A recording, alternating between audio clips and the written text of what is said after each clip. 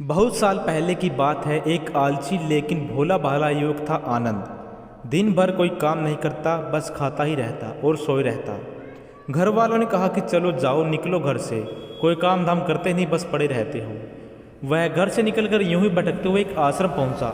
वहां उसने देखा कि एक गुरुजी हैं, उनके शिष्य कोई काम नहीं करते, बस मंदिर की पूजा करते हैं। उसने मन में सोचा कि यह बढ़िया है, कोई काम धाम नहीं, बस पूजा ही तो करनी है। गुरुजी के पास जाकर पूछा, क्या मैं यहाँ रह सकता हूँ? गुरुजी बोले, हाँ हाँ क्यों नहीं, लेकिन मैं कोई काम नहीं कर सकता हूँ। गुरुजी बोले, कोई काम नहीं करना है, बस तुम पूजा करना होगा। आनंद बोला, ठीक है, तो यह मैं कर लूँगा।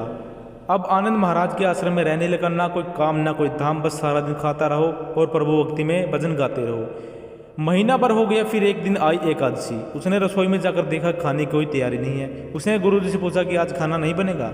गुरुजी ने कहा, नहीं, आज तो एकादशी है, तुम्हारा भी उपवास है। उसने कहा, नहीं, अगर हमने उपवास कर लिया तो कल का दिन नहीं देख पाएंगे। हम नहीं कर सकते उपवास, हमें तो भूख लगती है, आपने पहले ही क्यों नहीं बताया? गुरुजी ने कहा, ठीक है, तुम ना करो उपवास, पर खाना भी तुम्हारे लिए कोई नहीं बनाएगा, तुम खुद बना लो। मरता क्या न करता, गया रसोई में वह। गुरुजी फिर आए, देखो, अगर तुम खाना बना लो तो राम जी को भोग जरूर लगा देना और नदी के उस पार जाकर खाना बना लो। ठीक है। लकड़ी, आटा, तेल, घी, सब्जी लेकर आनंद महाराज चले। जैसे तैसे खाना भी बनाया। खाने लगे तो याद आ गया, गुरुजी ने कहा था कि राम जी को भोग लगाना है। लगा भजन गाने, आओ मेरे राम जी भोग लगाओ जी, प्रभु राम आइए, श्री राम आइए, मेरे भोजन का भोग लगाइए।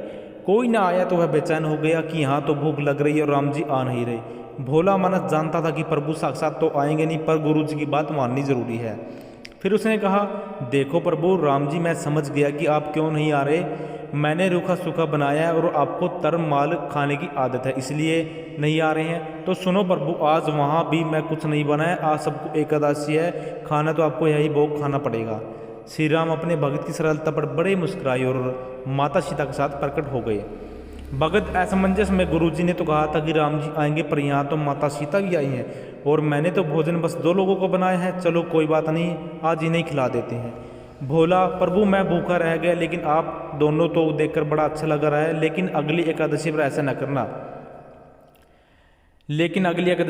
करना, पहले बता देना कि कितने जन आ रहे हो, और हाँ, थोड़ा जल्दी आ जाना। राम जी उसकी बात पर बड़े मुदित हुए, प्रसाद ग्रहण करके चले गए।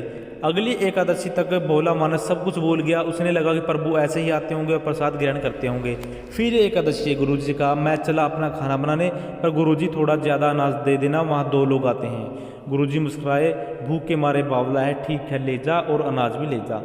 अब की बार उसने 3 लोगों को खाना बनाया। फिर गुहार लगाई, प्रभु राम आइए, सीता राम आइए, मेरे भोजन का भोग लगाइए। प्रभु की महिमा भी निराली थी। भगत के साथ कौतुक करने में उन्हें बड़ा मजा आता है। इस बार वे अपने भाई लक्ष्मण, भरत, शत्रुघ्न, हनुमान जी को लेकर आए।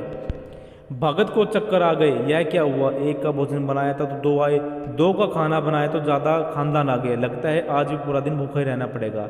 सबको भोजन लगाया और बैठ बैठे देखता रहा। अनजाने में ही उसकी भी एकादशी हो गई। फिर अगली एकादशी आने से पहले गुरुजी से कहा, गुरुजी ये आपके प्रभु राम जी अकेले नहीं आते हैं, हर बार कितने सारे लोग लेकर आते हैं, इस बार अनाज थोड़ा ज़्यादा देना। गुरुजी को लगा कहीं ये अनाज बेचता तो नहीं, देखना पड़ेगा जाकर। भंडार में कहा, इसे जितना अनाज चाहिए इसे उतना दे दो। छुप कर उसे देखने कर गुरुजी भी चल पड़े। इस बार आनंद ने सोचा, खाना पहले नहीं बनाऊंगा, पता नहीं कितने लोग आएंगे, पहले बुला लेता हूँ फिर बनाता हूँ। फिर टेल लगाइए, प्रभु राम आइए, सीता राम आइए, मेरे भोजन का भोग लगाइए। सारा राम दरबार मौजूद। इस बार तो हनुमान जी भी साथ आए, लेकिन यह क्या था, प्रसाद तो तैयार ही नहीं है। भगत ठहरा, बोला बाला, प्रभु इस बार मैंने खाना नहीं बनाया। प्रभु ने पूछा, क्यों? बोला मुझे मिलेगा तो नहीं, फिर क्या फ़ायदा मैं बनाने का। राम जी मुस्कुराए। सीता माता की गदगद हो गई उसके मासूम जवाब से। लक्ष्मण बोले, क्या करें प्रभु? प्रभु बोले, भक्त की इच्छा है तो पूरी तो करनी ही पड़ेगी, चलो लग जाओ काम में। लक्ष्मण जी ने लकड़ी उठाई, माता सीता आटा बनाने लगी और भक्त एक तरफ बैठकर देखने लगा। माता सीता रसोई बना ही रही थी, कोई ऋषि मुनि वह इसके अंदर प्रसाद लेने आने लगे। इधर गुरुजी ने देखा खाना तो बना ही नहीं। भगत एक कोने में बैठा है। पूछा, बेटा क्या बात है, खाना क्यों नहीं बना? बोला,